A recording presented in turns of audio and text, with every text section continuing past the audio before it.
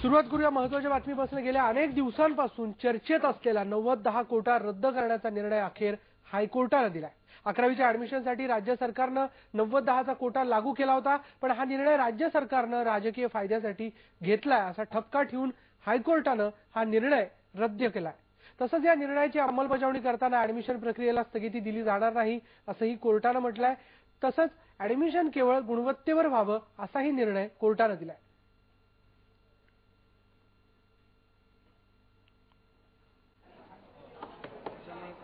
आपल्याबरोबर शिवसेनेचे आमदार, शिवसेनेचे नेते दीपक सावंत आपल्याबरोबर आहे। आपण त्यांच्याशी या संदर्भात बोलूयात। या निर्णयावरती आपली काय प्रतिक्रिया सावंत साहेब? हा, माननीय कोर्टाने जो निर्णय दिलेला आहे तो निर्णय मान्य करणे आवश्यक आहे, पण दुर्दैवाने हा निर्णय एसएससीच्या विद्यार्थ्यांच्या विरोधात गेलेला आहे। आज जी काही आयसीएसई सीबीएसईची दादागिरी आहे ती अजूनच वाढलेली आहे असं मला नमूद करावंसं वाटलं। जी, यामध्ये कोर्टाने राज्य सरकारवरती ताशेरे ओढलेले आहेत। त्यांनी असं म्हटलं की राजकीय फायद्यासाठी हा निर्णय घेण्यात आला होता। याबाबत आपलं काय म्हणणं आहे? आपल्याला असंच वाटतं? हो, हा राजकीय फायद्यासाठीच निर्णय होता, कारण ज्यावेळी हा निर्णय घोषणा केली त्यावेळी ऑनलाईनच्या प्रक्रियेवरती मीच उपस्थित केलेल्या चर्चेच्या दरम्यानही हा निर्णय त्यांनी घोषित केला। त्याच वेळी मी सांगितलं होतं की अशा प्रकारचा तुम्ही निर्णय घोषित करताना नीट अभ्यास केला आहे का, नीट आपण याचं होमवर्क केला आहे का, अशा प्रकारचा प्रश्न विचारला होता आणि याच्या बाबतीत वकिलाचा कायदेशीर सल्ला घेतला आहे का।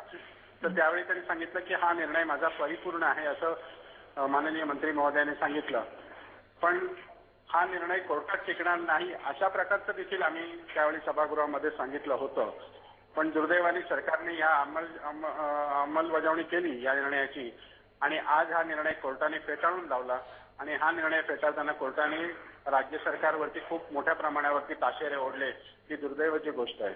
जी अगदी बरोबर। यामध्ये हा निर्णय राजकीय फायद्याचा असं आपल्याला वाटतं, पण दुसरीकडे याचा फायदा एसएससीतल्या मुलांना होणार होता, जी सगळी मुलं बहुतांशी महाराष्ट्रातली आहेत, मराठी मुलं आहेत। हो, बरोबर आहे ना। म्हणूनच शिवसेना या मुलांच्या पाठीमागे उभी राहिली आणि कोर्टामध्ये देखील यांची बाजू या एसएससीच्या विद्यार्थ्यांची बाजू मांडली। आजपर्यंत राज्य शासनाने जे काही 4-5 निर्णय या शिक्षण क्षेत्रात घेतले ते सगळे निर्णय त्यांना पुन्हा मागे घ्यावे लागले। पर्सेंटाईलचा निर्णय असू दे, लैंगिक शिक्षणाचा निर्णय असू दे, का घटक चाचणीचा निर्णय असू दे, हे सर्व निर्णय मागे घ्यायला लागले। त्यामुळे राज्य शासनाचं शिक्षण खातं हे झोपलेलं असते आणि त्याला मध्येच कधीतरी जून महिन्यामध्ये जाग येते आणि विद्यार्थ्यांवरती ते विद्यार्थ्यांना मृगजळ दाखवतात आणि विद्यार्थ्यांच्या पदरी निराशा पडते। त्यामुळे राज्य सरकारने हा अक्षम्य गुन्हा केला आहे। जी, आपल्याला असं वाटतं की राज्य सरकार या निर्णयाला घेऊन पूर्ण तयारीनिशी उतरलेलं नव्हतं? नाही, मी सांगितलं ना की ह्यांचा होमवर्कच तयार नव्हता। कारण राज्य शासनाकडे मायनॉरिटी कॉलेजमध्ये आयसीएसई सीबीएसईचे विद्यार्थी किती असतात याचा कोटा नव्हता।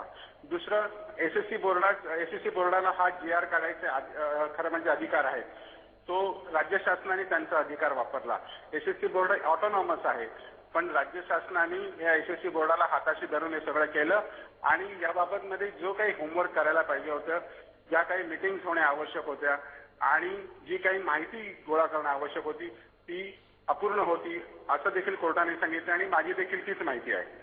जी, आपल्या बाजूने हा निर्णय पॉझिटिव्ह येईल अशी अपेक्षा होती एसएससीच्या सगळ्या विद्यार्थ्यांच्या पालकांना, पण त्यांची मात्र या बाबतीत फार मोठी निराशा झालेली आहे। आता या बाबतीत त्यांनी पुढल्या कोर्टात जायचं ठरवलेलं आहे। या बाबतीत शिवसेना यापुढे काय स्टँड घेईल? या बाबतीत शिवसेना ही नेहमीच एसएससीच्या विद्यार्थ्यांच्या पाठीशी राहील आणि जर राज्य शासन आणि इतर पालक संघटना जर कोर्टात पुढे जाणार असतील तर या वकिलांचा कायदेशीर सल्ला घेऊन यामध्ये आणखीन काय चांगलं आपण करू शकतो आणि एसएससीच्या विद्यार्थ्यांना न्याय मिळू शकतो या बाबतीमध्ये शिवसेना निश्चितच विचार करेल आणि तसं माननीय कार्याध्यक्ष उद्धव साहेबांशी चर्चा करून पुढचं पाऊल 1-2 दिवसामध्ये ठरवलं जाईल। धन्यवाद सावंत साहेब, आपण आयबीएन लोकमतशी बोललात आणि याबद्दल यापुढे शिवसेनेची या बाबतीत काय भूमिका राहील हेही आपण स्पष्ट केलं। यानंतर आपण बघूयात कोर्टाच्या या निर्णयावर सुप्रिया सुळेंनी आपली प्रतिक्रिया व्यक्त केलेली, बघूयात त्या काय म्हणाल्यात। आपल्या पालकांना आणि महाराष्ट्र शासनाला एवढीच नम्र विनंती करीन की कुठलाही शिक्षणातला निर्णय ते जेव्हा घेतात तो थोडा आधी घ्यावा। म्हणजे जर मार्च मध्ये किंवा जून मध्ये ऍडमिशन्स होता तर जी काय पॉलिसी असेल ती जानेवारीमध्येच क्लिअर व्हावी। आणि मला वाटत नाही शिक्षणात कुठल्याही प्रकारचं राजकारण कधीही आणावं आणि आजची आघाडी सरकार तर अजिबात या मनस्थितीत नाहीये। आपले जे शिक्षण मंत्री आहेत हे स्वतः एक शिक्षण तज्ज्ञ आहेत. त्याच्यामुळे मला वाटतं हे गैरसमज आपण सगळ्यांनी मनातून काढावे. आणि याच निर्णयावर आम्ही प्रतिक्रिया जाणून घेतली आहे मनसेचे नेते शिरीष पारकर यांची.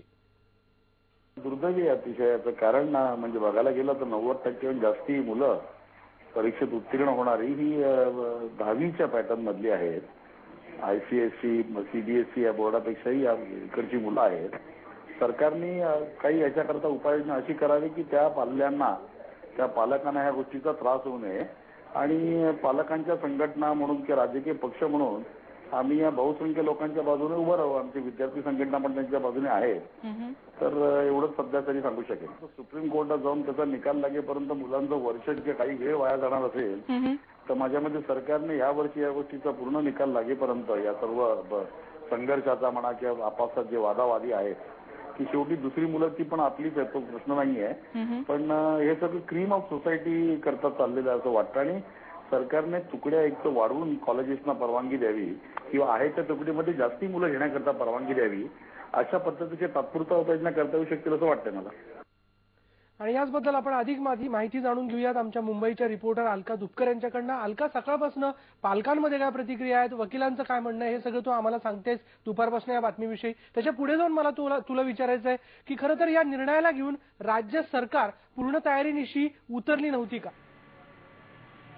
विशाल, असं अजिबातच नाहीये. राज्य सरकारने अतिशय सिनियर वकील उतरवलेले होते. ॲडव्होकेट अनिल साखरे असतील, के सिंघवी असतील, श्याम दिवाणजी असतील, 101 वकिलांनी त्यांचा युक्तिवाद पूर्ण केलेला होता. अतिशय चांगला आणि मुद्देसूद असा युक्तिवाद झालेला होता. पण ज्या मुद्द्यांवर युक्तिवाद झाला ते मुद्देच आज हायकोर्टाने ग्राह्य धरलेले नाहीयेत. अतिशय अनफेअर आणि असमानता निर्माण करणारा असा हा कोटा म्हणून त्याच्यावर ताशेरे उडलेले आहेत.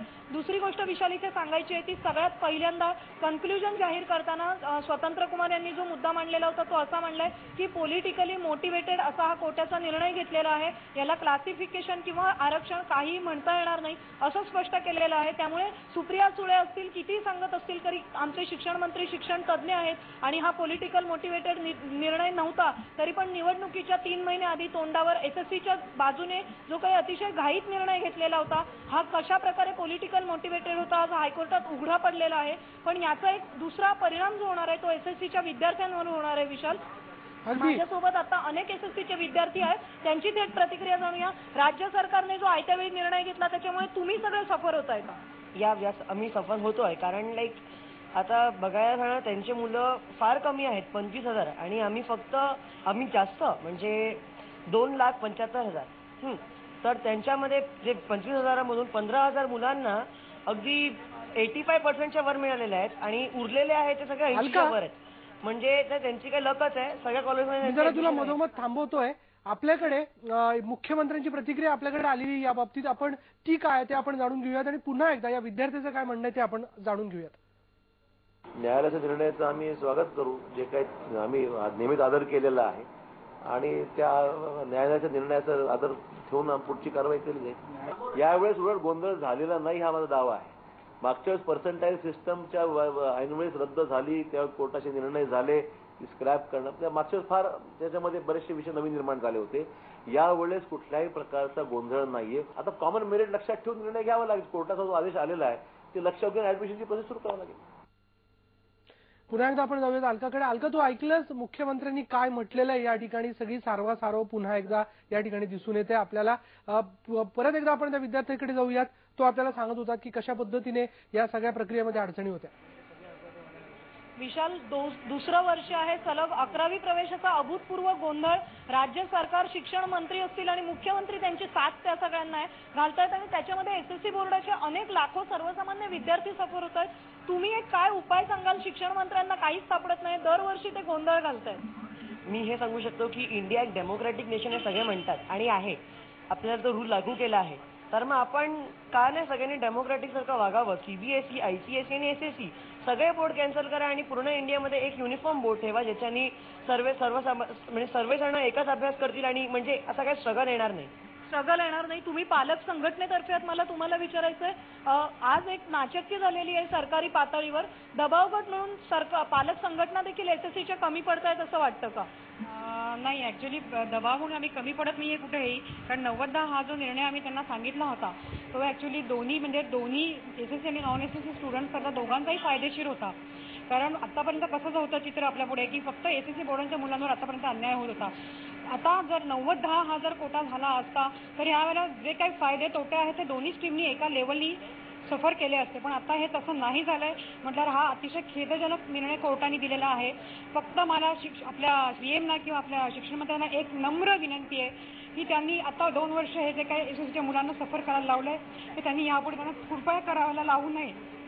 मला एक विचारायचं आहे की हा निर्णय पुढच्या वर्षीच्या अकॅडमिक इयरसाठी वेळेत घेतला जावा, यासाठी पालक संघटना म्हणून तुम्ही काय काम करणार, प्रयत्न करणार का? आमचे प्रयत्न चालू असणारच, कारण आमची मुलं तर त्यातनं गेलेली आहेत.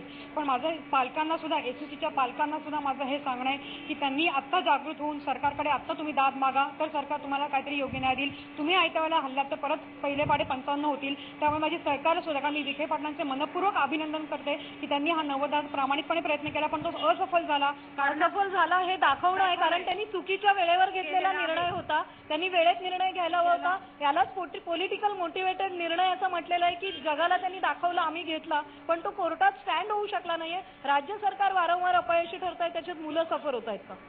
हो, होतातच आहेत नक्कीच.